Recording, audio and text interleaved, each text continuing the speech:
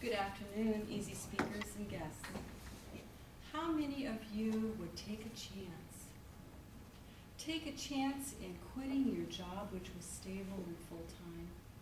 Take a chance in making your own living by the creativeness of your hands. How many would you do that? Probably not a lot of you, because there's a security factor in there. There's the factor that most of us like to eat, and we like to have a roof over our heads. So a lot of us would go, oh, no, no, no, not for me, not for me. However, that didn't stop me. After working in a retail establishment for 16 years, I had the feeling that my soul was dying. I know that sounds odd, kind of a sci-fi thing, but it really had that feeling that there was something inside me that was dying, and I had to change that. I had to change that, or I think I truly would have. So I went home one day and I looked at my husband square in the face and I said, "Sweetie pie, what do you think about me quitting my job and start painting furniture?" And he says, "What do you mean?" I says, "I mean, quit next month and paint furniture in a whimsical fashion, because I have a passion, I feel it inside me, and I just have to try this to see if I can actually make a living by my hands." And you know what he said? My husband of 40-something years, he said, "Well, sure. If you feel you need to do that, then let's do it." And I said, "Great. Next month, we'll do this." I did not have second thoughts. I did not have any qualms. I did not have any issues if we were going to have enough money to survive or not. Because deep down, I knew we would be successful. And you know why?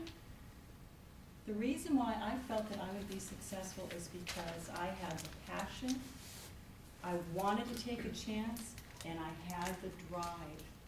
And I found out that when you are passionate about something, you will have the drive and you will make it successful.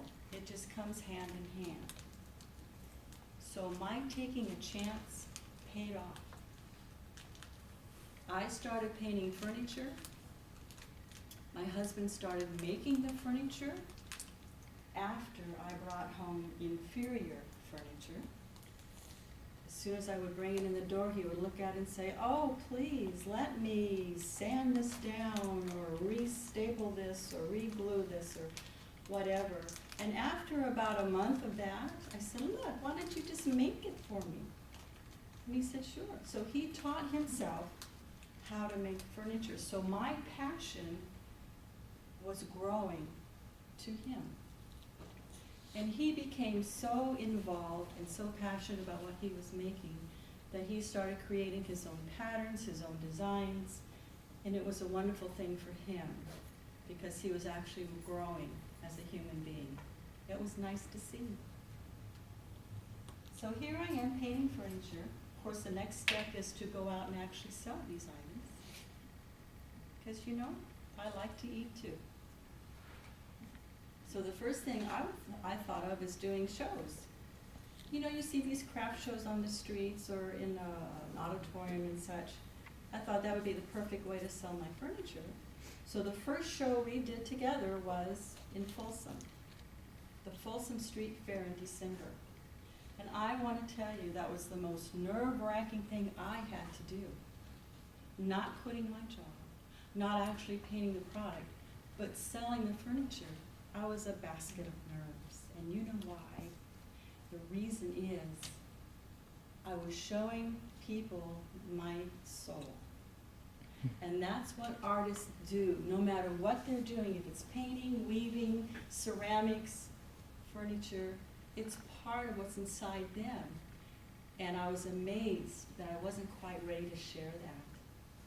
So I was nervous, I was anxious. And when the show opened, I told my husband, "Here, you sell the furniture. I'm gonna stand right over here across the street, and I'll watch you So if you need any assistance at all, just raise your hand and I'll be right there. But I can't bear to hear the comments. I can't bear to see what people are looking at. I just can't do that, because after all, if they don't understand what I'm doing, I don't want to be hurt.